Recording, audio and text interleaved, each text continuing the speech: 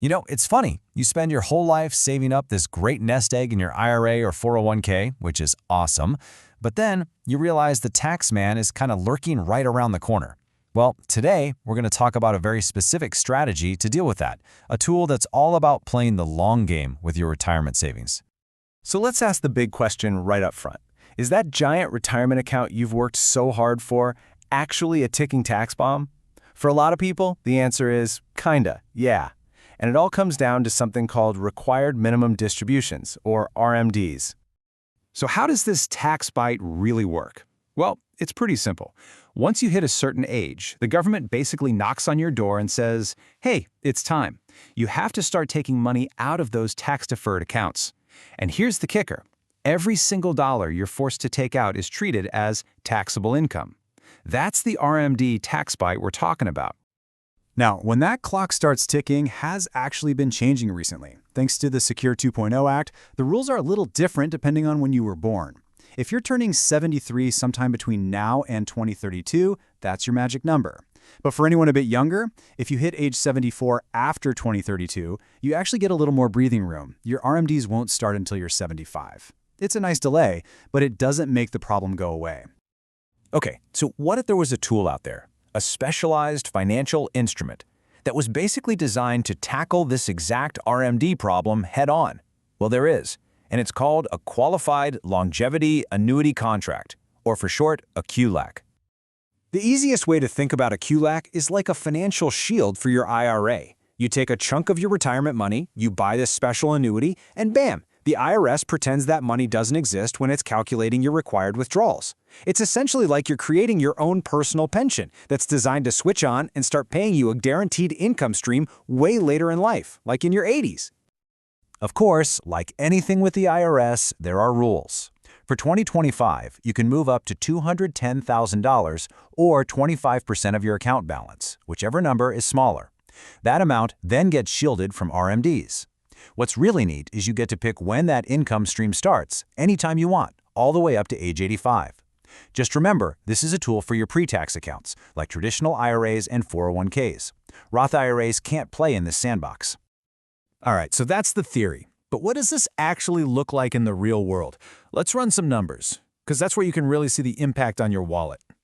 So let's set the stage. Picture a retiree who has a $500,000 traditional IRA.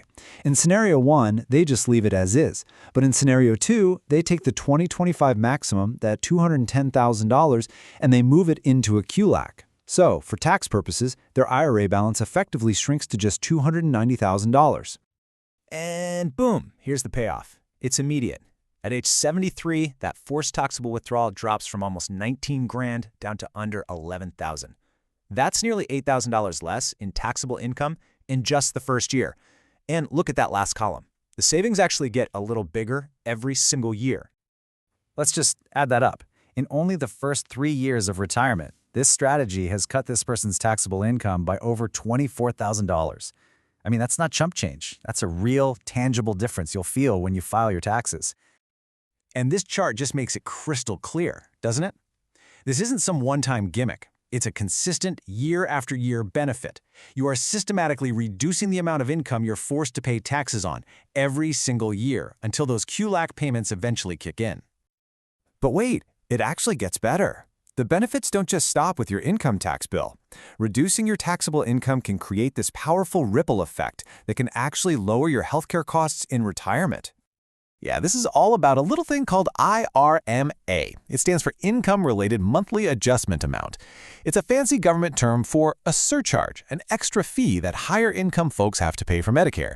And as we just saw, a QLAC can easily drop your income by $8 grand a year, which could be exactly what you need to duck under one of those income cliffs and avoid the surcharge. And to put a real number on it, for 2025, that first surcharge cliff for a married couple starts right at $206,000 of income. A QLAC could literally be the one thing that keeps you on the safe side of that line, potentially saving you hundreds, maybe even thousands of dollars a year in Medicare premiums. Okay, so we've seen how powerful this can be. It sounds great, right? But, and this is a really important but, this is not a magic bullet for everyone. A QLAC is all about trade-offs, and you absolutely have to weigh them carefully against your own personal goals. Let's just lay it all out there. The pros? You get smaller RMDs, a lower tax bill right now, and a guaranteed paycheck for the rest of your life, starting later. But the cons are serious. That money is locked up tight. It's illiquid. You're also trading potential stock market growth for that guarantee. And, unless you pay extra for special features, the death benefit for your heirs can be a lot lower. It's a big trade-off. So, who is this really for? Well, you should definitely be paying attention if you've got a large IRA and you're staring down the barrel of some seriously big RMDs. It's for people who are worried about being pushed into higher tax brackets, or maybe you're skirting right up against one of those Medicare IRMAA cliffs. But most of all, it's for someone whose biggest fear is outliving their money. This is a tool to guarantee an income deep into old age. Now, on the flip side, who should probably just pass on this?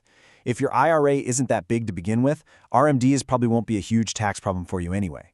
If you need to be able to access your money for emergencies, if liquidity is key, then a QLAC is a definite no-go. And if you're an investor whose #1 goal is to get the highest possible returns from the market, this probably isn't the right move for you. So really, it all boils down to this one question. A QLAC is not about getting rich in your 70s, it's about making sure you're not poor in your 90s. It's a strategy for managing taxes today, yes, but it's really about making a concrete promise to your future self. The real question is, have you planned for that paycheck?